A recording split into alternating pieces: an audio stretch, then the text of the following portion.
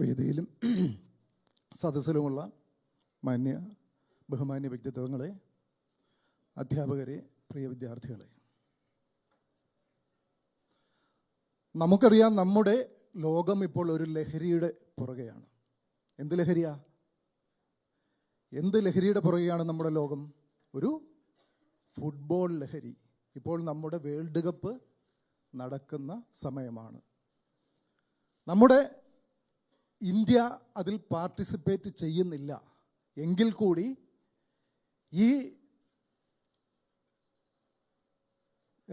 ഈ പ്ലേയനെ അല്ലെങ്കിൽ ഈ ഫുട്ബോളിനെ നമ്മൾ ഏറ്റെടുത്തിരിക്കുകയാണ്. നമ്മുടെ ഈച്ച് ആൻഡ് എവരി കോർണറിൽ വലിയ ഫ്ലക്സുകൾ പോർച്ചുഗലിൻ്റെ അല്ലെങ്കിൽ അർജൻറ്റീനയുടെ അല്ലെങ്കിൽ ഇംഗ്ലണ്ടിൻ്റെ അല്ലെങ്കിൽ സ്പെയിനിൻ്റെ ഒക്കെ 10, 15, 20, 30, 40 അടി വലിപ്പമുള്ള ഫ്ലെക്സുകൾ നമ്മൾ ആരാധനയുടെ ഭാഗമായിട്ട് നമ്മൾ വെച്ചിരിക്കുകയാണ്. അങ്ങനെ ഒരു ലഹരിയുടെ പുറകെ നാളെ അറിയാം. നാളെ എന്ത് തുടങ്ങുകയാണ്? Semi final. നമ്മളെല്ലാം ഈ ഫുട്ബോളിൻ്റെ ലഹരിയിൽ, നമുക്കറിയാം ഈ പാർട്ടിസിപ്പേറ്റ് ചെയ്യുന്നില്ലാത്ത പല രാജ്യങ്ങളിലും എല്ലാവരും ഈ ലഹരിയുടെ പുറകെയാണ്. പക്ഷേ നമുക്കറിയാം 1950 നമുക്കൊരു അവസരം, നമ്മുടെ ഇന്ത്യക്കൊരു അവസരം കിട്ടിയതാണ്. പല കാരണങ്ങളാണ് ഇപ്പോൾ പറയുന്നത് പങ്കെടുക്കാത്തത് എന്തുകൊണ്ടാണെന്നുള്ളത്. ഓരോ കൂട്ടർ പറയുന്നു നമ്മുടെ അന്നത്തെ ടീമിന് ഷൂ ഉപയോഗിച്ച് പരിചയമില്ലായിരുന്നു, അതുകൊണ്ട് പോയില്ല. പിന്നെ അന്ന് വേറൊരു കാരണം പറയുന്നത് അന്ന് അവിടെ എത്തിപ്പെടാനുള്ള സൗകര്യം ഇല്ലായിരുന്നു, കപ്പലിന് പോകണമായിരുന്നു, അതുകൊണ്ടാണ് പങ്കെടുക്കാത്തതെന്ന് പറയുന്നു. എങ്കിൽ പോലും നമ്മൾ ഇപ്പോൾ ആ ലഹരിയെ, ഫുട്ബോൾ ലഹരിയെ നമ്മൾ എടുത്തിരിക്കുന്ന സമയമാണ്. ഇന്ത്യ അതുപോലെ എല്ലാ രാജ്യങ്ങളും. പക്ഷേ അതിൻ്റെ കൂടെ തന്നെ നമ്മുടെ ഇവിടെ ഒരു ലഹരിയുണ്ട്. മദ്യത്തിൻ്റെയും മയക്കുമരുന്നിൻ്റെയും പുകയിലയുടെയും ലഹരി. നമ്മളൊന്ന് ഓർക്കണം, നമ്മുടെ കേരളം, നമ്മുടെ ഒരു കായിക കേരളമായിരുന്നു നമ്മുടെ കായിക ആസ്ഥാനം ഒരു കാലഘട്ടത്തിൽ. IM വിജയന്, ജോൾ പോൾ അഞ്ചേരി, VP സത്യൻ, അങ്ങനെയുള്ള നല്ല ഏബിൾഡ് ആയിട്ടുള്ള അല്ലെങ്കിൽ നല്ല പ്രൊഫഷണൽ ആയിട്ടുള്ള കളിക്കാർ നമ്മുടെ മുൻ തലമുറയിൽ വന്ന കളിക്കാരൻ നമുക്കറിയാം. അവരുടെ പേര് ലോകം മുഴുവൻ ശ്രദ്ധിച്ചിരുന്ന ഒരു കാലഘട്ടം നമുക്കുണ്ടായിരുന്നു. അതുപോലെ അത്ലറ്റിക്സിൽ നമ്മുടെ PT ഉഷ, ഷൈനി വിൽസൺ, അങ്ങനെയുള്ള ലോകം അറിയപ്പെടുന്ന നിരവധി ഓട്ടക്കാർ അല്ലെങ്കിൽ അത്ലറ്റ്സ് ഇവിടെ നമ്മുടെ കേരളത്തിലുണ്ടായിരുന്നു. ഇപ്പോൾ എന്താണ് അവസ്ഥ? നിങ്ങളൊന്ന് ചിന്തിച്ചു നോക്ക്. ഇപ്പോൾ എന്താ അവസ്ഥ? എന്താണെന്ന് വെച്ചാൽ ഇപ്പോൾ കേരളത്തിൻ്റെ പാർട്ടിസിപ്പേഷൻ വളരെ നാമമാത്രമായി മാറിയിരിക്കുന്നു. ബാക്കിയുള്ള പ്രത്യേകിച്ച് ഹരിയാന പോലുള്ള സ്റ്റേറ്റുകൾ ഈ കായിക ആസ്ഥാനമായി മാറിക്കൊണ്ടിരിക്കുന്ന ഒരു സാഹചര്യമാണ് ഇപ്പോൾ ഉള്ളത്. എന്ത് പറ്റിയതാണ്? യഥാർത്ഥത്തിൽ സംഭവിച്ചു പോയത് നമ്മുടെ യുവതലമുറ വഴിമാറിപ്പോയിരിക്കുന്നു. അതല്ലേ സംഭവിച്ചത്? നമുക്കത് തിരിച്ചു പിടിക്കാൻ പറ്റണം. നമ്മൾ ലഹരിയിലേക്ക്, പ്രത്യേകിച്ച് കൊറോണ കാലത്ത് നമുക്കറിയാം നമ്മുടെ ലഹരിയുടെ വരവ് ഏത് കാലഘട്ടത്തിലാണ് തുടങ്ങിയെന്നറിയാം. പ്രധാനമായിട്ടും കൊറോണ കാലം 2019 കൂടിയാണ്. എന്തുകൊണ്ടാണ് അങ്ങനെ സംഭവിച്ചതെന്നുള്ളത് നിങ്ങൾ ഒന്ന് അനലൈസ് ചെയ്യണം. കാരണം എന്താണെന്ന് വെച്ചാൽ ആ കാലഘട്ടങ്ങളിൽ നമ്മുടെ വിദ്യാർത്ഥികൾ ഒരു 2 വർഷത്തോളം ഏത് തരത്തിലുള്ള ക്ലാസ്സാണ് ഉപയോഗിച്ചത്? ആൻഡ്രോയിഡ് ഫോൺ ഉപയോഗിച്ചുള്ള ക്ലാസ്സുകളാണ് ആ കാലഘട്ടത്തിൽ അറ്റൻഡ് ചെയ്തത്. കുട്ടികൾ പല മേച്ചിൽപ്പുറങ്ങളിൽ കൂടെ കടന്നുപോയി. അവർ പല കോണ്ടാക്റ്റുകൾ ഉണ്ടാക്കിയെടുത്തു. പക്ഷേ പേരൻസിന് അതിനുള്ള അറിവില്ലായിരുന്നു. അപ്പോൾ എന്ത് സംഭവിച്ചു? അവർ ലഹരിയുടെ പുതിയ മേച്ചിൽപ്പുറങ്ങളിൽ എത്തിച്ചേരുന്ന ഒരു സാഹചര്യത്തിലേക്ക് വന്നു. അതുകൂടാതെ നമ്മുടെ സാമൂഹികമായിട്ടുള്ള അന്തരീക്ഷങ്ങൾ മാറി. വീടുകൾ ന്യൂക്ലിയസ് അണുകുടുംബങ്ങളായി മാറി. നമ്മുടെ അയൽവക്കക്കാരന് നമ്മളെ ചോദ്യം ചെയ്യാനുള്ള അവകാശമില്ല, നമുക്ക് റോഡിലിറങ്ങിയാൽ എന്തും ചെയ്യാനുള്ളൊരു അവകാശം ഉള്ളതായിട്ട് നമുക്ക് തോന്നി. അങ്ങനെ പല പല പല അവകാശങ്ങൾ നമ്മൾ ക്രിയേറ്റ് ചെയ്തു. നമ്മുടെ സാമൂഹ്യ വ്യവസ്ഥിതി തന്നെ വളരെയധികം മാറി. പേരൻസ് തന്നെ കുട്ടികൾ തെറ്റ് ചെയ്താൽ എൻ്റെ മകൻ അങ്ങനെ ചെയ്യില്ല എന്ന് പ്രൊട്ടക്റ്റ് ചെയ്യുന്ന ഒരു തലത്തിലേക്ക് മാറി. പ്രധാനമായിട്ടും ലഹരി, നമുക്കറിയാം ലഹരി 3 തരത്തിലുള്ള ലഹരിയാണ് ഉള്ളതെന്ന് നമുക്കറിയാം. ഒന്ന് പുകയില ഉൽപ്പന്നങ്ങൾ. പുകയില എന്നതിൽ തന്നെ അതിൻ്റെ പേരുണ്ട്, പുകയുണ്ടാക്കുന്ന ഇല. അത് പ്രധാനമായിട്ടും ഈ ഫുട്ബോളുമായിട്ടൊരു കണക്ഷൻ ഉണ്ടോ എന്ന് ചോദിച്ചാൽ നമുക്ക് പറയാൻ പറ്റും. കാരണം ഇത് 1500 കാലഘട്ടങ്ങളിലാണ് ഈ പുകയില കണ്ടുപിടിക്കപ്പെട്ടിരുന്നത്. അതിൻ്റെ ജന്മസ്ഥലം എന്ന് പറയുന്നത് ലാറ്റിൻ അമേരിക്കയാണ്. അവിടെ നിന്ന് നമ്മുടെ ഇന്ത്യയിൽ എത്തിച്ചത് നമ്മുടെ ക്രിസ്ത്യാനോ റൊണാൾഡോ, പോർച്ചുഗലിൻ്റെ ക്യാപ്റ്റനായിരുന്ന ക്രിസ്ത്യാനോ റൊണാൾഡോയുടെ മുൻ തലമുറക്കാരാണ്. 1700 കാലഘട്ടങ്ങളിൽ പോർച്ചുഗീസുകാരാണ് ഇവിടെ എന്തെത്തിച്ചത്, നമ്മുടെ പുകയില ഉൽപ്പന്നങ്ങൾ ഇവിടെ എത്തിച്ചത്. ആ പുകയിലയിൽ 600ഓളം കെമിക്കൽ കണ്ടന്റ്. നിങ്ങൾ കാണുമ്പോൾ തോന്നും വളരെ ചെറിയൊരു സാധനമാണെന്ന്, പക്ഷെ 600ഓളം കെമിക്കൽ കണ്ടന്റുകൾ അടങ്ങിയ സാധനമാണ് പുകയില. അത് കത്തിച്ച് കഴിയുമ്പോൾ 7000 കെമിക്കൽ വസ്തുക്കൾ കെമിക്കൽ കണ്ടന്റുകൾ ഉണ്ടാകുന്ന ഒരു വസ്തുവാണ്. അത് നമ്മുടെ റെസ്പിറേറ്ററി സിസ്റ്റം, നമുക്കറിയാം ഇതിലെയാണ് കടന്നു പോകുന്നത്. നോസ്ട്രൽ അല്ലെങ്കിൽ മൗത്ത് തുടങ്ങി ഫയറിങ്സ്, ലാരിങ്സ്, ട്രാക്കിയ, ബ്രോങ്കിയോൾസ് കടന്ന് നമുക്കറിയാം നമ്മുടെ ലങ്സിൻ്റെ ഉള്ളിൽ ചെല്ലും. എന്നിട്ട് ലങ്സിലറിയാം ആൽവിയോളയുണ്ടെന്ന്, ആൽവിയോളയിൽ നിറയും ബ്ലഡ് വെസൽ ഉള്ളതായിട്ടറിയാം. ആ ബ്ലഡാണ് നമ്മൾ വലിച്ചെടുക്കുന്ന എയർ അല്ലെങ്കിൽ അതിനുള്ളിലുള്ള കണ്ടന്റിനെ നമ്മുടെ ശരീരത്തിൻ്റെ ഈച്ച് ആൻഡ് എവരി സെല്ലിലും എത്തിക്കുന്നതെന്ന് നമുക്കറിയാം. അത് കാരണം പല പല പല അസുഖങ്ങൾ, ക്യാൻസർ പോലുള്ള പല പല അസുഖങ്ങൾ ഉണ്ടാകുന്നതായും നിങ്ങൾക്കറിയാം. പ്രത്യേകിച്ച് അടുത്ത കാലത്ത് ഏകദേശം ഒരു വർഷം മുമ്പ് എക്സൈസ് ഡിപ്പാർട്ട്മെൻറ്റിൻ്റെ കീഴിൽ ഡി അഡിക്ഷൻ സെൻറ്റർ, എല്ലാ ജില്ലകളിലും ഡി അഡിക്ഷൻ സെൻറ്ററുകളുണ്ട്.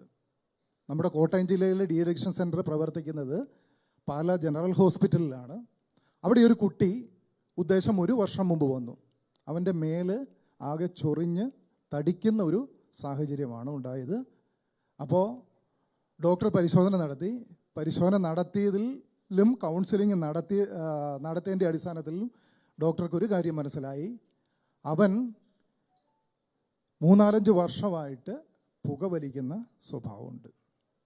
ഈ പറയുന്ന പുകയിലയുടെ നമുക്കറിയാം അതിനകത്ത് പല തരത്തിലുള്ള കാർസിനോജൻ, ക്യാൻസർ ഉണ്ടാകുന്ന കാർസിനോജൻ, നിക്കോട്ടിൻ,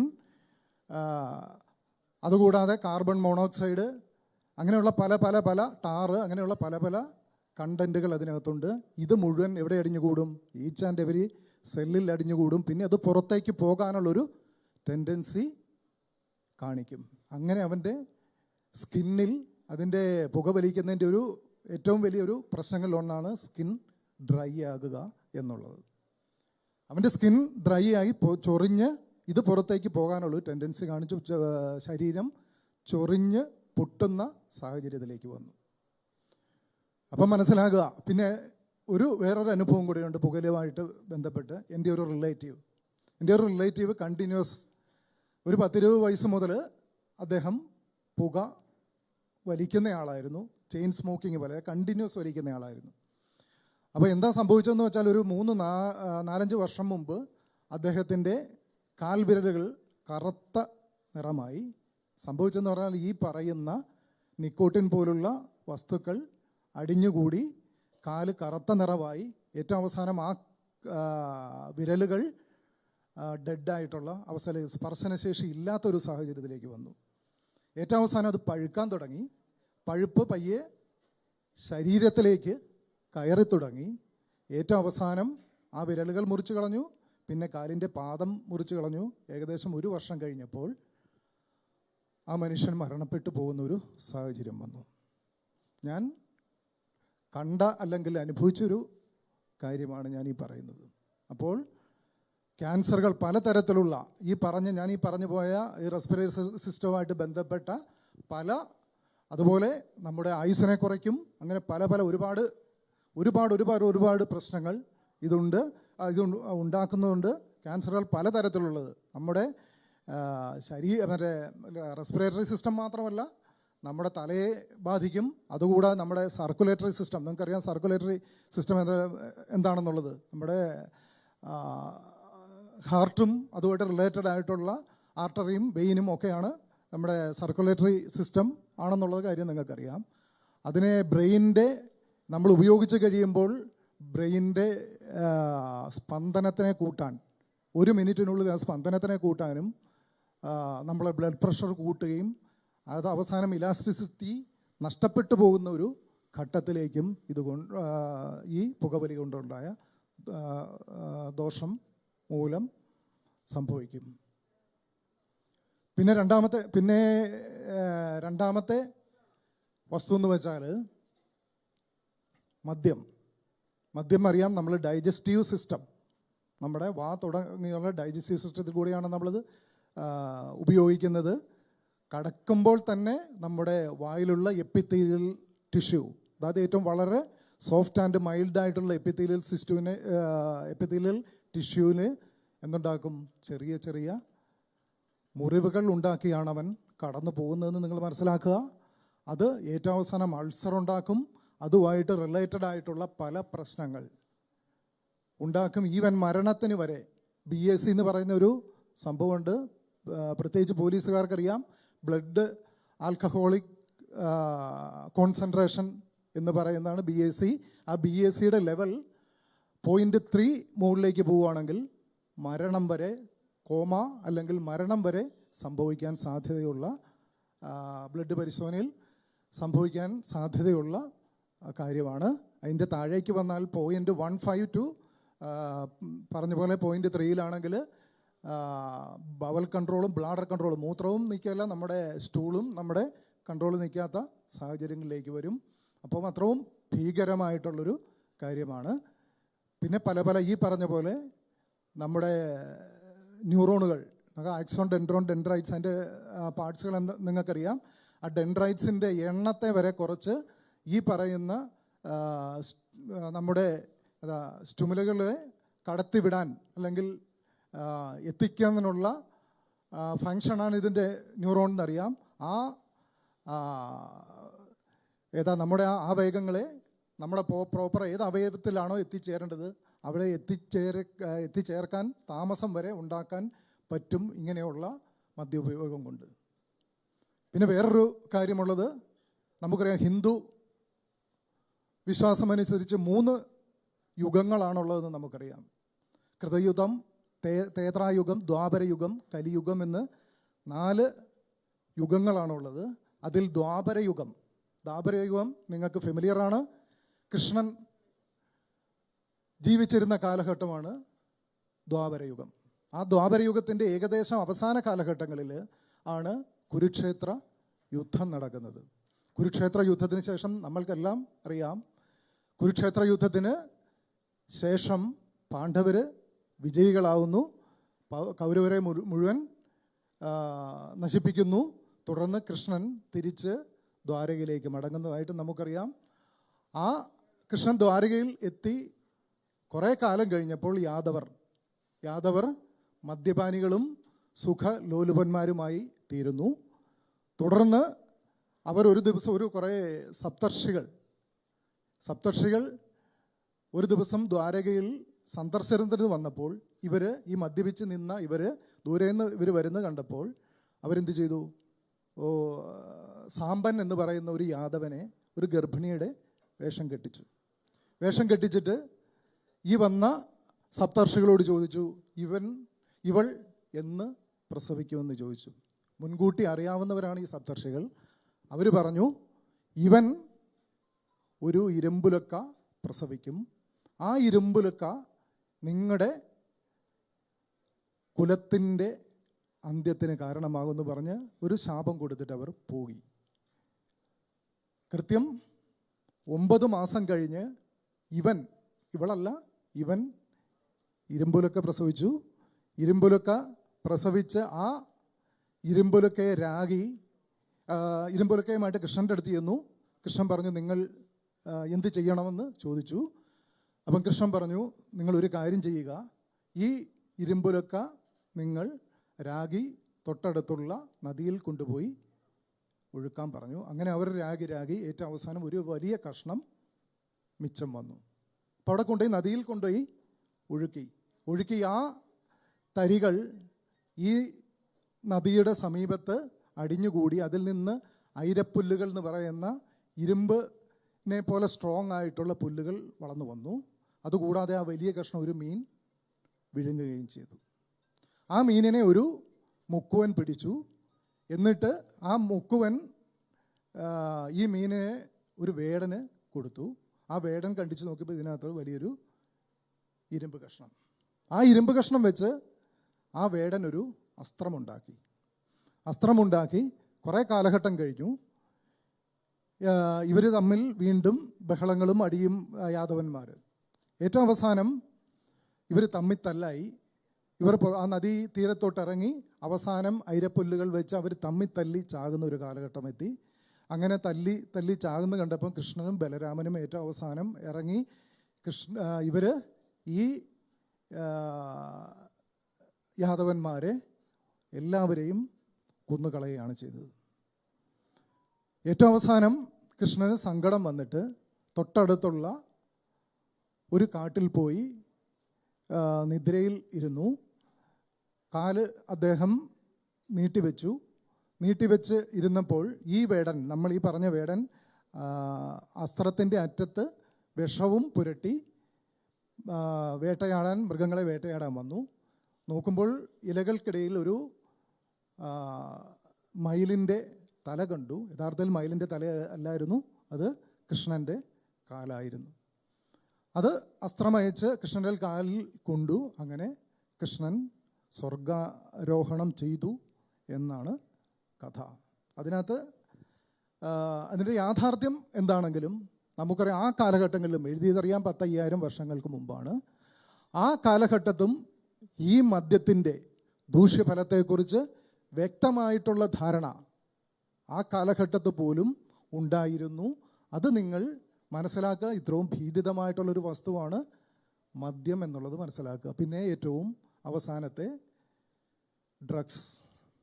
ഡ്രഗ്സ് എന്ന് പറഞ്ഞാൽ ഉണ്ടാക്കുന്ന എഫക്റ്റ് ഉപയോഗിച്ച് കഴിഞ്ഞ് തിരിച്ചു വരാൻ അത് ബാധിക്കുന്നത് നമ്മുടെ തലച്ചോറിനാണ്.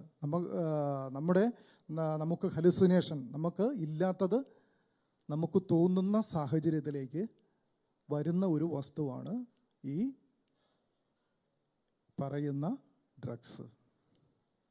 ഡ്രഗ്സ് കൊണ്ടുള്ള ഏറ്റവും വലിയ ഒരു ഭീതിതമായിട്ടുള്ള അവസ്ഥ നമ്മുടെ അമേരിക്കയിലെ, നമുക്ക് ഏറ്റവും ഡെവലപ്ഡ് ആയിട്ടുള്ള രാജ്യമാണ് അമേരിക്കയിലെ, അവിടുത്തെ കെൻസിങ്ടൺ എന്ന് പറയുന്ന കെൻസിങ്ടൺ അവന്യൂ, അവിടെ ഒരു ടൗണുണ്ട്. ആ ടൗണിൽ കുറേ ഫാക്ടറികൾ 1960 കാലഘട്ടങ്ങളിൽ ഉണ്ടായിരുന്നു. ആ ഫാക്ടറികൾ അടഞ്ഞുപോയി. തുടർന്ന് അവിടുത്തെ യുവാക്കൾ എന്ത് ചെയ്തു? അവർ മയക്കുമരുന്നിലേക്ക് കടന്നു വന്നു. അതായത്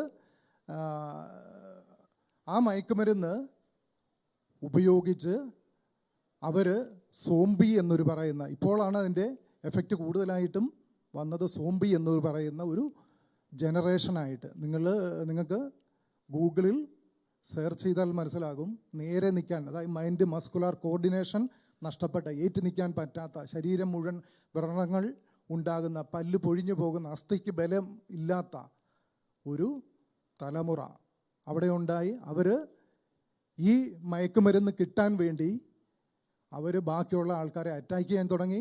അവരുടെ മുമ്പിൽ അച്ഛനില്ല, അമ്മയില്ല, പെങ്ങളില്ല, സഹോദരങ്ങളില്ല. അവർ ഇതിനു വേണ്ടിയിട്ട് അവർ ആരെയും അറ്റാക്ക് ചെയ്യുന്ന ഒരു സാഹചര്യത്തിലേക്ക് വന്നു. അവിടുത്തെ നിവാസികളുടെ ആ ടൗൺ വിട്ടുപോയി. പോലീസ് വരെ ഇപ്പോൾ എത്തുന്നത് അവിടെ ഓരോ ദിവസവും മരിച്ചു വീഴുന്ന മൃതശരീരങ്ങളെ കൊണ്ടുപോകാൻ മാത്രമാണ്. വേറൊന്നും അവർക്ക് ലീഗലി അവിടെ ഒന്നും ചെയ്യാൻ പറ്റാത്ത സാഹചര്യത്തിലേക്കാണ് വന്നിരിക്കുന്നത്. അത്രയും ഭീതിതമാണ്.